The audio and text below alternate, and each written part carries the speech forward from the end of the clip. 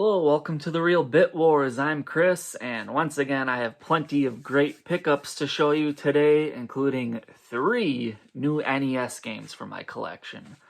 So, first I'll show you some movies real quick. The last couple of pickups videos, I've spoken about my local Goodwill having a really good stock of stuff in, and I keep going back because I keep finding things. So, the first one I found here was Orphan. I've been wanting to watch this. 2009 it came out, so it took me a while to get around to it, but I'm glad I got this. This is a phenomenal movie, a very good twist at the end.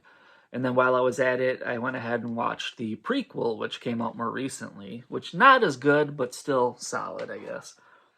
And then I always say I'm a sucker for these weird budget horror collections, and yeah, this was no exception. I saw it, had to get it. And then this is actually an audiobook, Stephen King Riding the Bullet, that was mixed in with the movies, unabridged, so it's the full edition. It's only 2 discs, so this must be like a novella or short story or something, but Stephen King, I'm always in. It's funny, I've actually never owned this trilogy before, but I got the Indiana Jones movies. I have Raiders of the Lost Ark on Laserdisc. I've always wanted to complete the trilogy on Laserdisc, but this'll do. DVD, why not, right? I actually really like Last Crusade. I think that's a kind of an underrated movie. And then a different Goodwill went to, we got some more movies. American Graffiti. A while back I picked up THX. I think this is the only George Lucas directed movie I was missing then, because he did not direct that many. He was more so a writer or producer.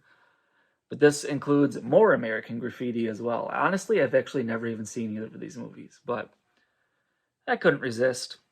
It's kind of nice to find them both in a double feature like that.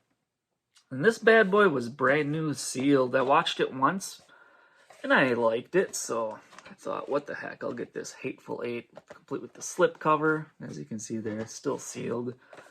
Pretty solid movie. And then this one, I may get laughed at for this. Mr. 3000. So I'm a Milwaukee Brewers fan, and Bernie Mac's character in this is a Milwaukee Brewers player who's retired.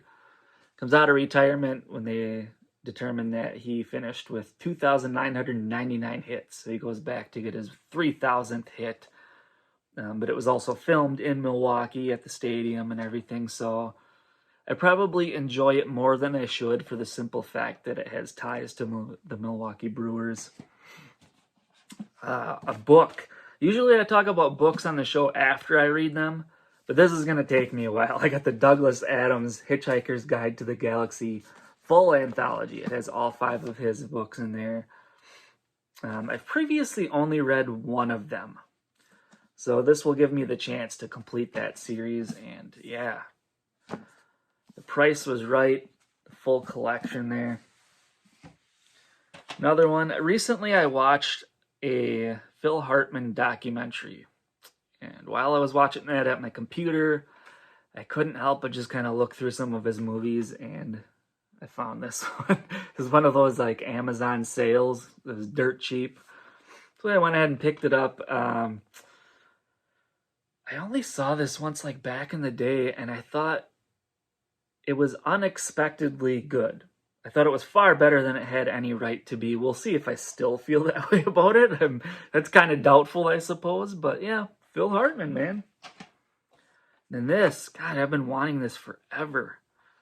It's the Addams Family 2-movie collection, also including Addams Family Values. I've been watching these around Halloween on TV for so many years. I can't wait to actually go back and watch the DVDs. I'm sure there are all sorts of scenes that have been trimmed out that I've probably forgotten about. So it'll be nice to actually watch them on DVD again. And this just called right out to me. I actually really like this movie, The Visit. One of the few found footage style movies that I actually like. M. Night Shyamalan directed this one.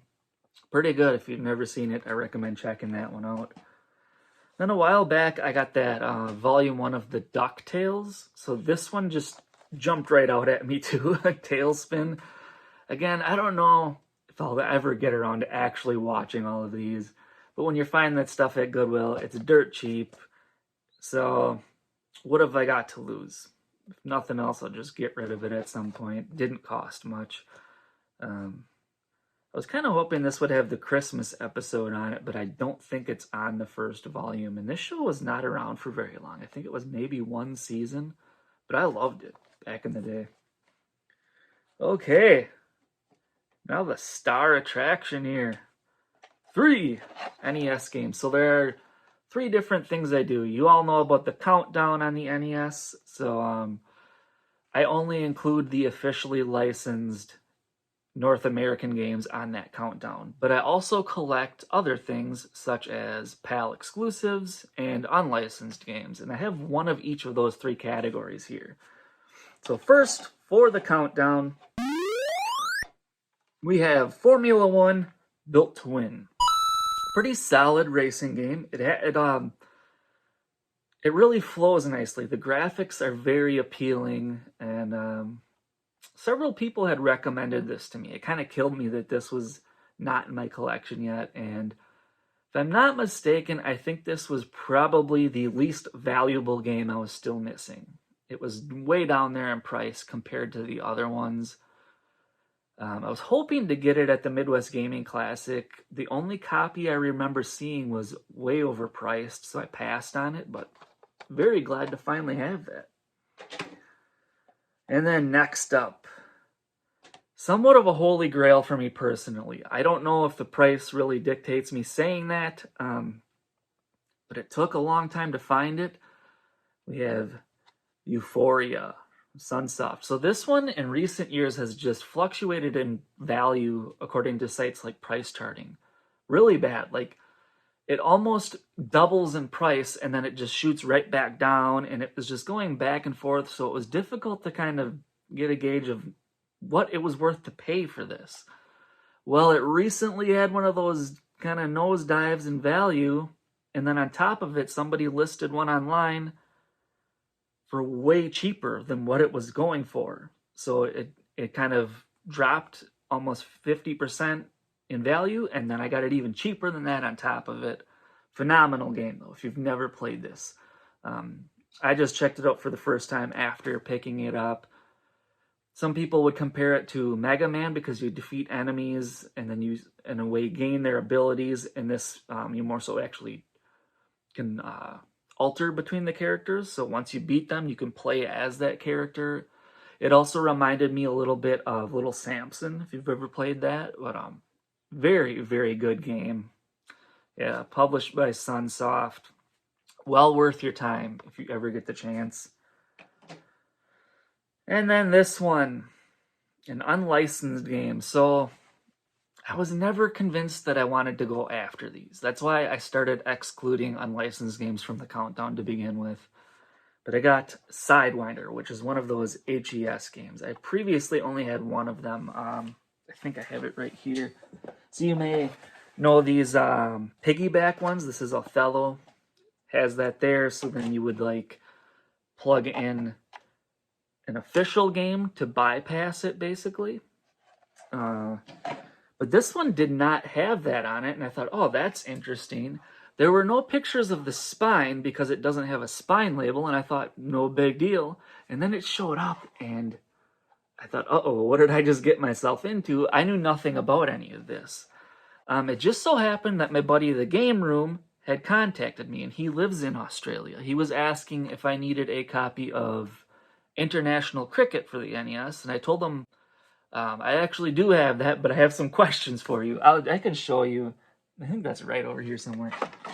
International Cricket. Go back in my channel. The very first episode to ever feature Duff was an international cricket joke that I threw in there. So, for whatever that's worth.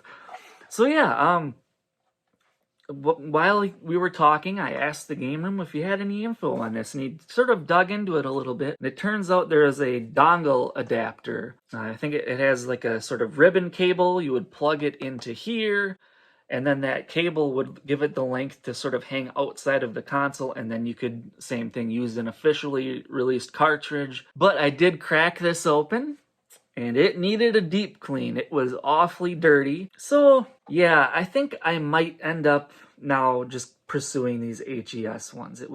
This was really cheap. I spent more money on the shipping than I did on the game itself.